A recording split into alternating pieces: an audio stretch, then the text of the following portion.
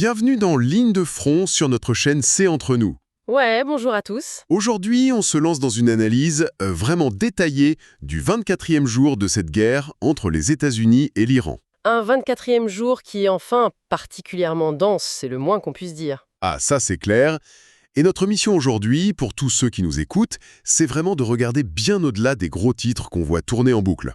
Exactement, parce que les gros titres, ils ne racontent qu'une fraction de l'histoire. Voilà. On veut comprendre cette déconnexion totale, et le mot est faible, entre ce que racontent les politiques, la réalité économique sur les marchés pétroliers, et les faits concrets sur le terrain. Des faits qui vont d'opérations militaires souterraines à des vidéos de propagande virale. Bon, décortiquons tout ça. Ouais, commençons par le commencement. Pour comprendre le niveau de chaos actuel, il faut d'abord regarder les faits bruts, les chiffres froids de cette guerre, avant même d'analyser la rhétorique politique qui essaye de les masquer. C'est vrai, les chiffres remettent tout en perspective, et ils sont lourds aujourd'hui. Très lourd. Selon les sources sur le terrain, on parle d'environ 1500 Iraniens tués avec plus de 8000 blessés. Ah ouais, quand même. Et du côté américain, on rapporte 14 militaires tués et 300 blessés, mais le truc, c'est que ça ne s'arrête pas là. Non, ça déborde largement. On parle de plus de 17 victimes du côté israélien, 29 dans les États du Golfe et 62 en Irak. C'est ça. Le bilan s'alourdit à une vitesse folle. Et c'est précisément au milieu de ce contexte extrêmement sanglant qu'arrive cet ultimatum. L'ultimatum de 48 heures de Trump. Une menace, enfin d'une ampleur hallucinante.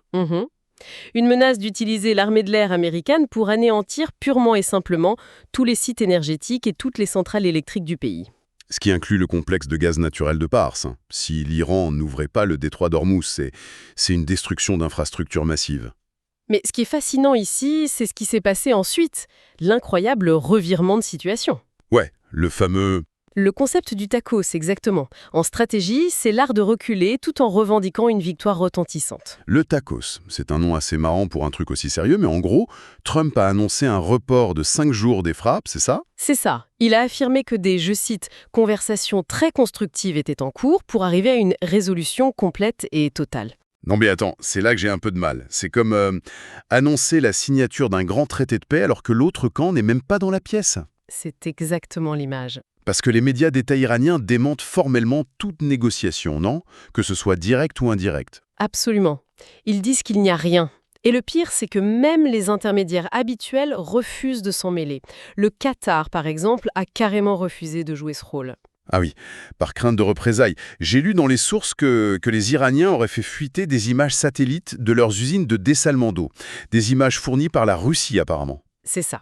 Et pour le Qatar, c'est une menace existentielle. Sans ces usines de dessalement, ils n'ont plus d'eau potable.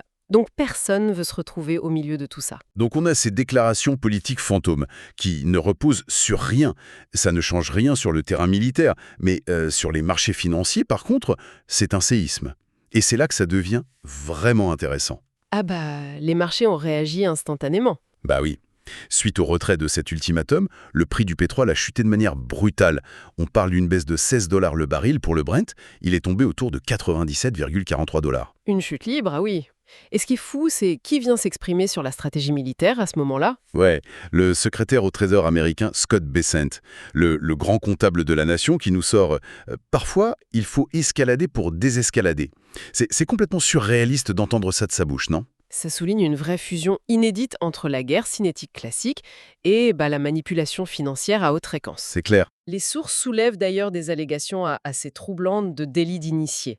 Et il faut rester neutre là-dessus, on ne fait que rapporter les données, mais le timing est, disons, parfait. Parfait, tu m'étonnes. L'ultimatum s'y expire juste après la fermeture des marchés le vendredi. Exactement. Et il y a ces rapports très spécifiques concernant Baron Trump. Il aurait acheté pour 30 millions de dollars d'actions pétrolières. 30 millions? Oui, et ça, 48 heures seulement avant le début officiel de la guerre, avec des fonds qui proviendraient potentiellement de crypto-monnaies, notamment un truc appelé le Fartcoin. Attends, le Fartcoin, c'est une blague, non? Le nom, oui, mais l'argent est bien réel. On note aussi des profits éclairs de 1,2 million de dollars réalisés sur les marchés de Paris. Donc en gros, les mots dictent les prix. La volatilité est devenue une arme en soi. On fait paniquer les marchés, on encaisse, on désamorce. C'est glaçant. C'est une nouvelle forme de guerre asymétrique.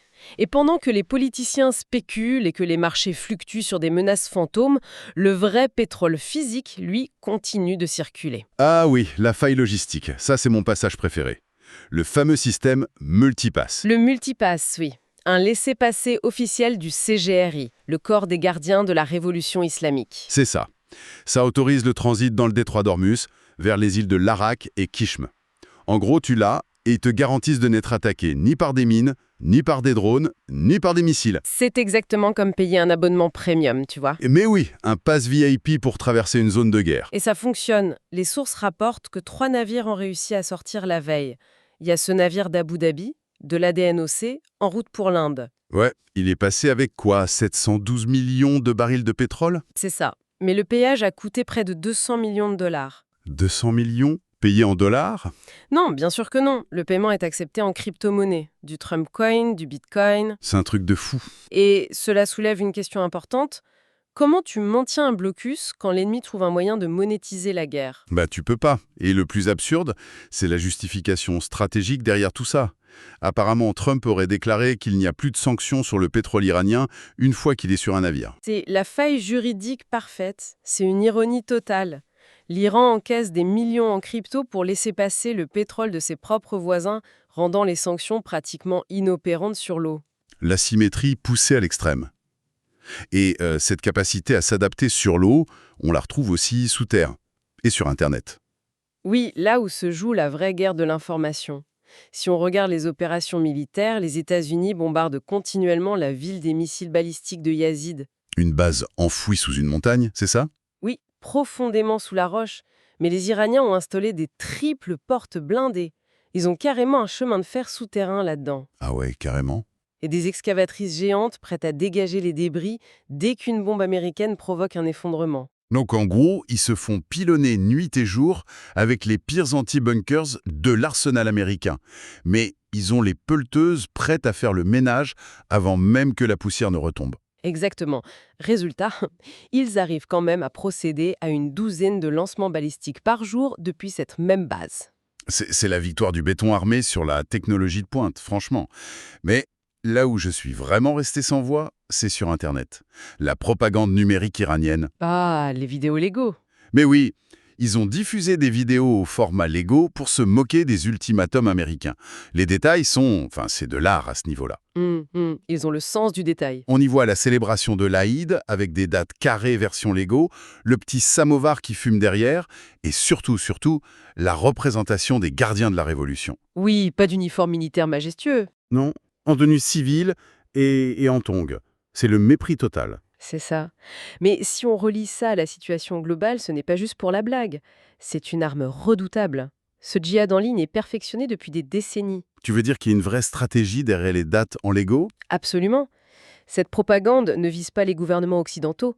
Elle s'en moque. Elle cible la rue, la population locale. D'accord. Elle attise les ressentiments contre les nations du Golfe qu'elle accuse de s'allier aux forces occidentales. C'est une démonstration brillante d'asymétrie culturelle. Et on retrouve la même chose avec les Houthis. Ah oui, la propagande des Houthis.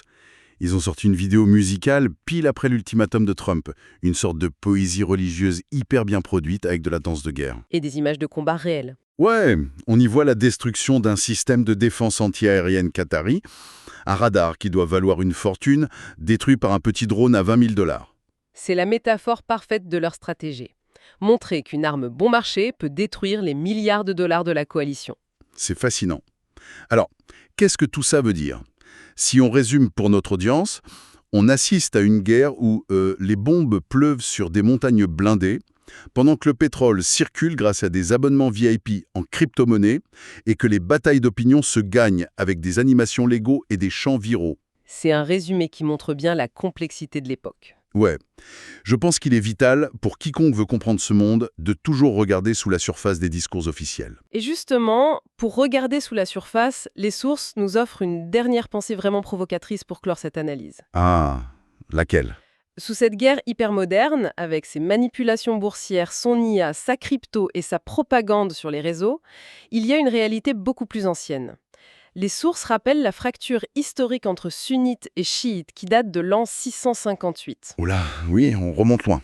Oui, et la menace sous-jacente aujourd'hui, c'est une marche potentielle vers la Mecque et Médine. Vers la Mecque. Carrément. Et c'est là le grand paradoxe sur lequel chacun devrait réfléchir.